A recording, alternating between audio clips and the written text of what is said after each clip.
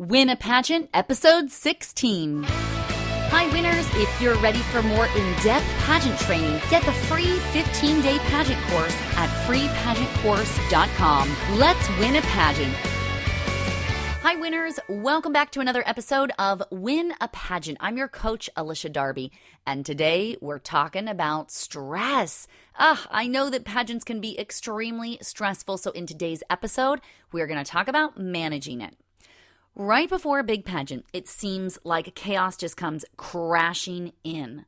Women get sick and lose their voice, they drop their keys in a street drain, they break down emotionally, spill coffee on their laps, get into fender benders. Personally, I've backed into my own garage once because of the stress of a pageant. Now, these things are not normal, except for the month right before the pageant. And they seem to result in extreme stress with your mind like whirling around a million and one things, trying to store details, trying to be gorgeous and poised and perfect all the time, you know? Pageants can be like many other big life moments also, like changing schools or starting a new job, moving across the country.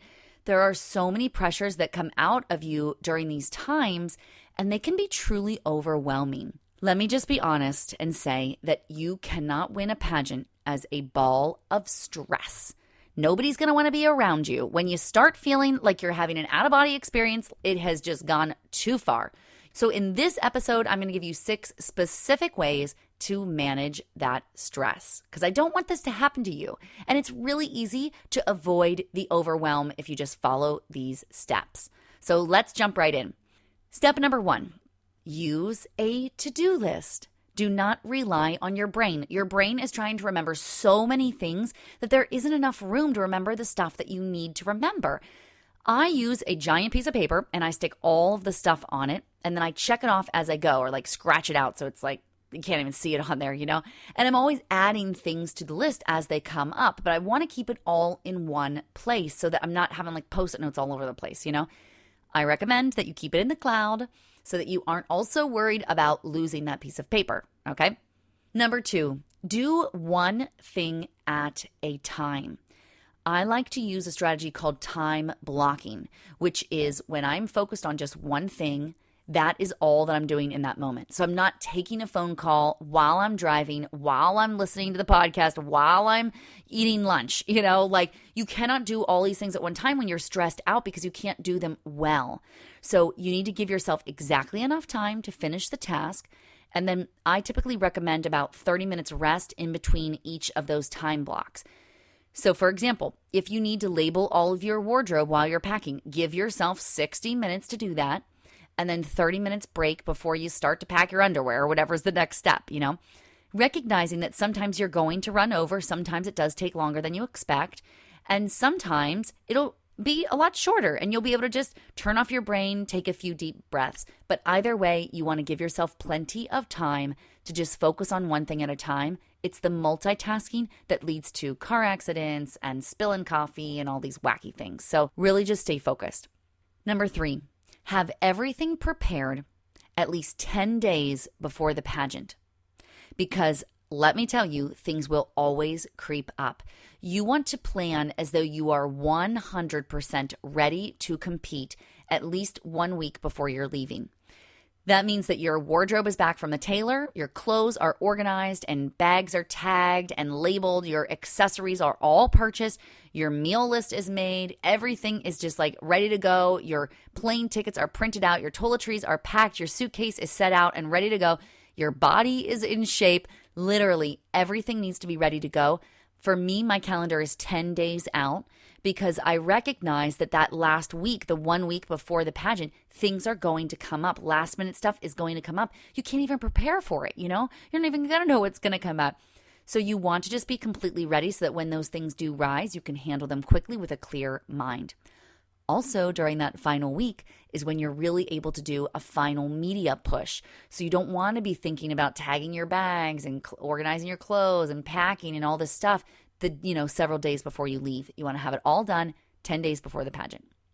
Number 4, Say no with a smile. Don't forget the smile. Very important. When you are saying yes to something, you're saying no to something else. And when you're competing right before this pageant, if you're saying yes to all these other things like planning an event or overcommitting yourself to something or things like that, you are saying no to your pageant preparation.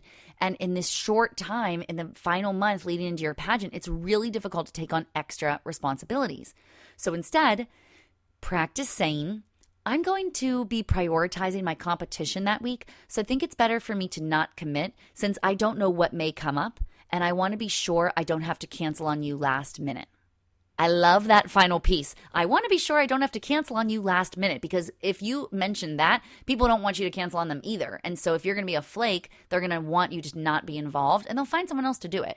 So try not to overcommit with anything during that month leading up to your pageant. Number 5. Prepare for your post-pageant responsibilities. You should have all of your stuff ready so that when you come back from the pageant, you don't have to store all this stuff in your mind and try to remember to do things. And when you're at your pageant, you want to be 100% focused on that. You don't want to be thinking about, oh, and I got to remember to send that email as soon as I get home. Or, oh, that's right, I have to do this and this and that. No, put it all out of your mind. Put it in a little pile. I usually keep a stack of responsibilities for home stuff, school stuff, work stuff, whatever. I keep it on my desk with a very clear to-do list so that when I return from my pageant, and I even do this when I return from vacations or work trips or whatever, that's the first thing I see and it's waiting for me.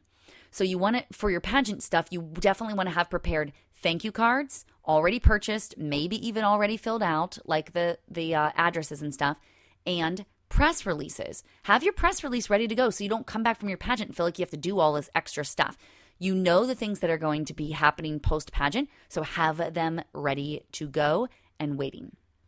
My final piece of advice for you is to simply relax. Relax. Schedule time to meditate, get a massage, take a bath, do the things that make you take a load off. Relax, drop your shoulders, relax your muscles. I don't want you getting sick as you're preparing for your pageant, and with all of this stress, sometimes that happens if you don't truly just relax. It'll give you time to reconnect with yourself, with your own energy, with your maker, so that you're confident in your abilities when you show up to the pageant. Every year that I competed, my Aunt Arlene and my cousin Mandy would always give me a gift of a massage at our local spa.